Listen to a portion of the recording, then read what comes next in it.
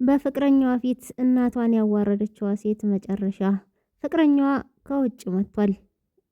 ጁድ ታዲያ ለፍቅረኛዋ ምንም አይነት ቤተሰብ እንደሌላት እናትም ወገንም እንደሌላት ትነግረዋለች። እሱም በጣም ይወዳትና ይቀርባታል። ወደ አገር ቤትም የመጣው እሷን አግብቶ ለመሄድና የማደጉ ቤት ወንድሙን ለመፈለግ ነው። ጁድ ያ ሁሉ ውሸት ለምን ዋሸችው? ፍቅረኛዋስ ውሸቷን እንዴት አወቀባት? ሰላም ሰላም ብያለሁ ቤተሰብ፣ እንዴት ናችሁ? ሰላም ናችሁ? እግዚአብሔር ይመስገን በጣም ሰላም ነኝ። ሙስሊም ወገኖችም ሰላም ብያለሁ። ሁላችሁም በያላችሁበት የዓለም ዙሪያ ሰላማችሁ ብዙ ትረፍሽ ይልኛል። ዛሬም በአዲስ ቪዲዮ በአዲስ ድራማ መጥቻላችኋለሁ። ለቤት አዲስ የሆናችሁ ሰብስክራይብ እንዲሁም ላይክ እያደረጋችሁ አበረታቱኝ። የምታበረታቱኝ ደግሞ ክብር ይስጥልኝ እያልኩ ቀጥታ ወደ ቪዲዮ እንሄዳለን። በፍቅረኛዋ ፊት እናቷን ያዋረደችው ሴት እንግዲህ እናትየዋ በፊት ባለቤታቸው ሳይሞት በፊት ሀብታም ነበሩ። አንድ ሴት ልጅ ወልደው በጣም የተሳካ ህይወት ይኖሩ ነበር። በስተመጨረሻ ግን አባትየው ከሞተ በኋላ ህይወት ፊቷን ታዞርባቸዋለች። ለእህታቸው ወይ ደግሞ ለብቸኛ ልጃቸው ወንድም የሚሆናቸው ዘንድም አንድ ወንድም አምጥቶላት አብረው ይኖሩ ነበር። እናትየዋ እንግዲህ ህይወት ፊቱን ስታዞርባት ልጆቿን ለማስተማር ጉልት ትሰራለች። አይንዬ በጣም ሙልቅቅ ያለች የእናቷን መሀረብ እየፈታች እንግዲህ ትጠጣለች፣ ትጨብሳለች። በተቃራኒው ምዕራፍ እናቱን ለማስደሰት ስራ ፍለጋ ቀን ከሌሊት ይተጋል። ምክንያቱም እናትየዋ ጎንበስ ቀና ብላ ስላስተማረችው የእሷን ውለታ ለመመለስ በጣም ይደክማል። እንግዲህ እናትየዋ ምግባቸውን ሰራርታላቸው እንደተለመደው ወደ ጉልት ትሄዳለች። ታዲያ አይንዬ ልብሷን ለባብሳ ፏ ብትን ብላ የሀብታም ልጅ መስላ እንግዲህ ስትወጣ በጉልቱ ጋር ስትሄድ እናት አንጀት አይችልምና ትጠራታለች። አይንዬ ብላ ስትጠራት እማዬ ልታሳብጅኝ ነው እንዴ? ስንት ጊዜ ነው አይንዬ ብያት ትጥሪኝ ያልኩሽ? ስሜን ጁድ ነው ጁድ ትላታለች። የኔ ልጅ ሲቆላበጥ ነው ስትላት የኔ ልጅ እኔም እኮ ታዲያ አይንዬ ነው ስምሽ። አይንዬ የምልሽ እኮ አቆላምጨሽ ነው። ለመሆኑ ቁርስ በልተሻል? በባዶ ሆድ እኮ በባዶ አፍ አይወጣም ከቤት። ቆንጆ እንቁላል ሰርቼላችኋለሁ ላንችና ለወንድምሽ በልታችኋል ስትላት ብበላ ባልበላ አንቺ ምን አገባሽ? በቃ አትጥሪኝ እያለች እናትየዋን እንደ ቆሻሻ ታያታለች። ከሷ የምትፈልገው ብሯን ብቻ ነው። እባክሽ የኔ ልጅ ቁርስሽን በልተሽ ሂጂ፣ በባዶ አፍ መሄድ ጥሩ አይደለም እያለች እናት በተላወሰ አንጅቷ ትለምናታለች።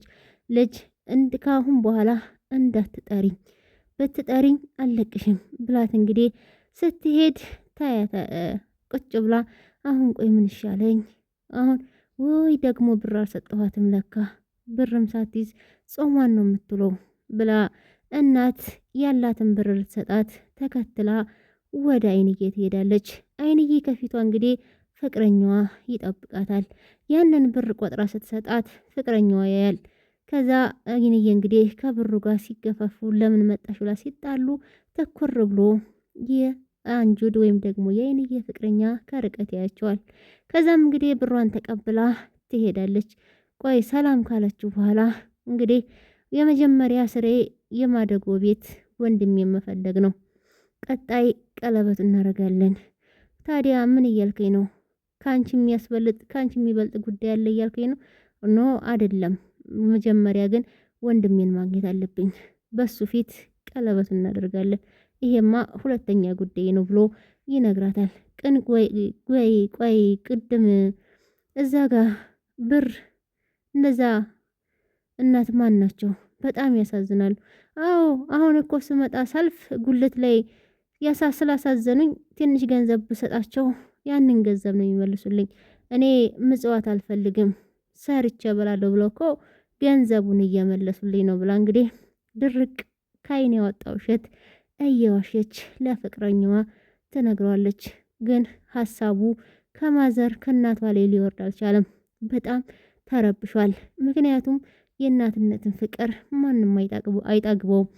ከዛ እንግዲህ እሷም ልታስቀይሰው ብትሞክርም ፍቅረኛዋ ግን ተመልሶ ግን እነዛ እናት በጣም ያሳዝናሉ። እንዴ ብንሰጣቸው ቆይ ለምነው መቀበል ሲገባቸው ስንሰጣቸው ታዲያ ከመለሱ ምን እናደርጋቸው? ስለዚህ ተዋት እባክህ ወደ ጉዳያችን ተቃለህ አይደል?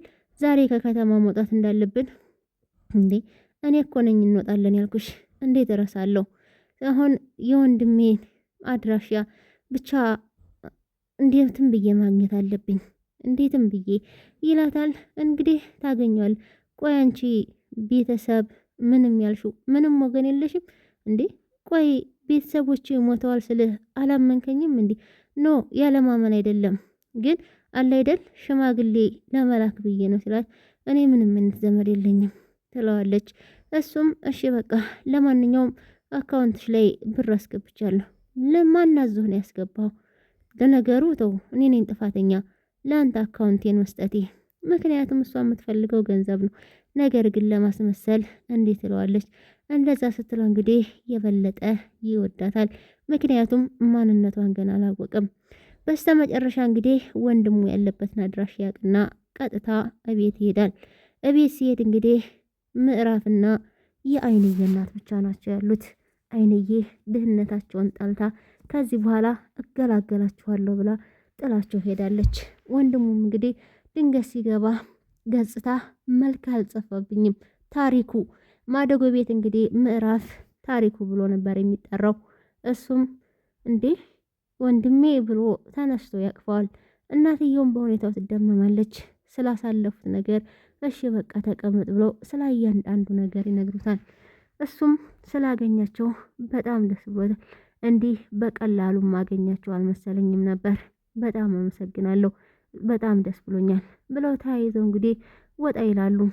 እኛ በዚህ ቤት አንድ እህት አለችኝ፣ እሷ ግን በእኔና በእናቴ በኑሯችን አፍራ ጥላን ሄዳለች።